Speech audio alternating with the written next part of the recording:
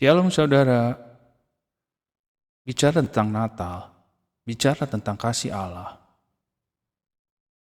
Karena begitu besar kasih Allah akan dunia ini sehingga dia mengaruniakan anaknya yang tunggal, supaya setiap orang yang percaya kepadanya tidak binasa, melainkan beroleh hidup yang kekal. Natal adalah bukti dari kasih setia Allah.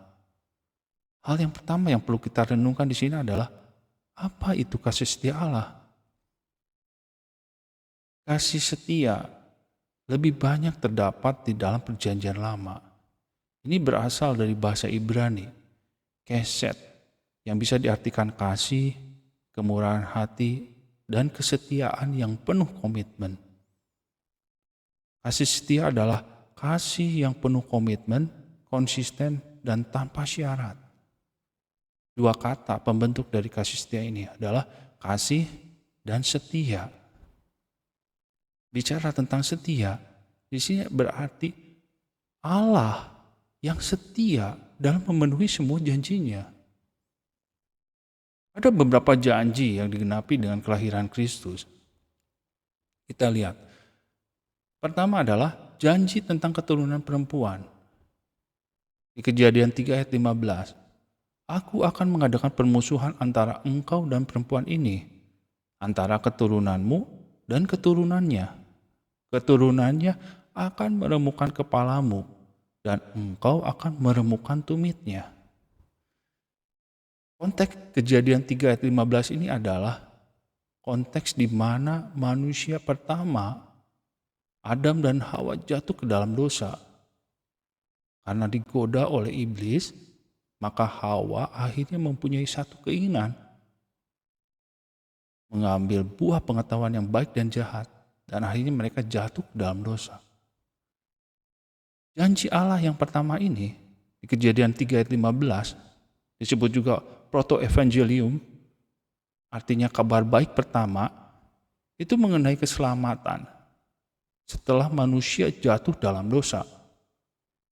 Allah berjanji bahwa Kristus akan lahir dari seorang wanita dan akan diremukkan melalui penyaliban. Di sini kita lihat, engkau akan meremukkan tumitnya. Jadi diremukkan melalui penyaliban. Sekalipun demikian, Kristus akan bangkit dari antara orang mati untuk membinasakan, yaitu kata meremukkan kepalanya, meremukkan iblis yang berkuasa atas maut. Janji tersebut menubuatkan kemenangan mutlak umat manusia dan Allah atas iblis dan kejahatan melalui peperangan rohani di antara keturunan wanita, yaitu Kristus, melawan keturunan ular, yaitu iblis dan para pengikutnya. Ini menarik, satu perjanjian pertama kali sesudah manusia jatuh dalam dosa, di mana Allah menjanjikan bahwa dari keturunan perempuan ini akan ada satu harapan, akan ada satu kemenangan, bahwa keturunan perempuan ini akan meremukkan, dalam hal ini membinasakan iblis yang berkuasa atas maut, di mana maut adalah upah dari dosa yang di mana manusia itu jatuh. Tapi ada satu pengharapan bahwa Tuhan tidak tinggal diam walaupun manusia telah jatuh dalam dosa. Tuhan tetap memberikan pengharapan atau janji bahwa satu waktu akan ada keselamatan dan pembebasan dari dosa tersebut. Terus janji kedua, janji kepada Abraham. Kita lihat Kejadian 12 ayat 3. Aku akan memberkati orang-orang yang memberkati engkau dan mengutuk orang-orang yang mengutuk engkau. Dan olehmu semua kaum di muka bumi akan mendapat berkat. Tuhan berjanji kepada Abraham bahwa melalui keturunannya semua bangsa akan diberkati. Janji ini digenapi dalam Yesus Kristus, keturunan Abraham, yang membawa keselamatan bagi seluruh dunia. Janji yang dikhususkan kepada seorang yang bernama Abraham, bapak orang beriman tersebut, bahwa keturunan Abraham, yaitu Yesus Kristus, akan membawa berkat bagi seluruh bangsa melalui karya keselamatannya, karya penebusannya. Itu merupakan satu janji yang Tuhan berikan. Tuhan seakan-akan memberikan satu pengharapan lagi, memperbarui terus bahwa manusia itu akan mendapatkan pengharapan, janji akan keselamatan tersebut, yang secara khusus diberikan kepada Abraham.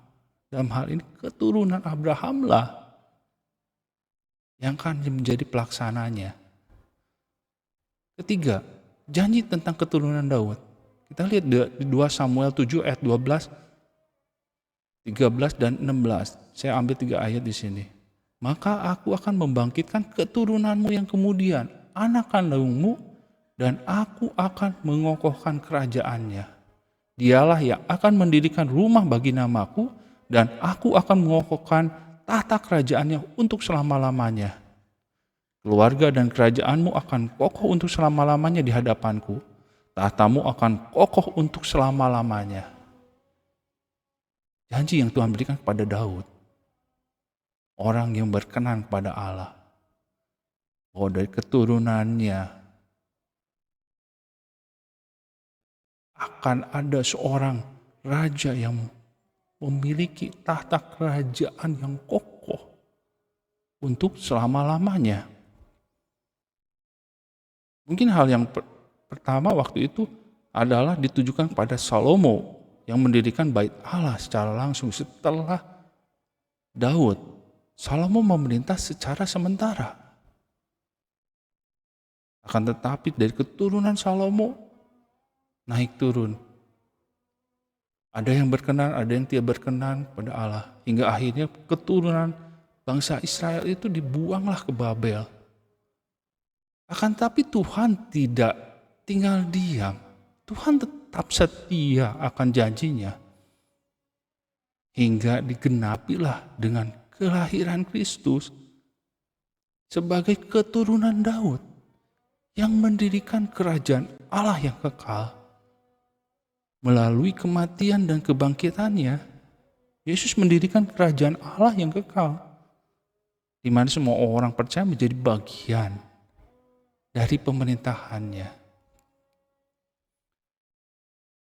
Dari ketiga janji yang Tuhan berikan, baik kepada Adam dan Hawa, Abraham ataupun Daud,